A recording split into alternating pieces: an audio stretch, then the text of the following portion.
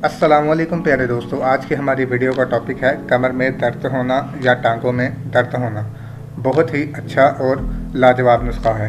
सिर्फ आपके 15 दिन के इस्तेमाल से इंशाल्लाह कमर में दर्द भी नहीं रहेगा और टांगों में भी दर्द नहीं होगा। वीडियो शुरू करने से पहले हमारे चैनल को सब्सक्राइब करें और साथ ही बेल आइकन के बटन को प्रेस करना ना भूलें। तो चलते हैं दोस्तों आज की वीडियो की तरफ। इस नुस्खे को तैयार करने के लिए आपको 3 चीज़ों की ज़रूरत होगी। सबसे पहले आपने बादाम लेने हैं, उसके बाद आपने खसखस लेनी है और फिर आपने गूंद किकर लेनी है। बादाम आपने 100 ग्राम लेने हैं, खसखस आपने 100 ग्राम लेनी है और गूंद किकर 30 ग्राम लेनी है। इन तमाम चीज़ों को आपने सफ़ूफ बना लेना है और संभाल कर रख लेना है।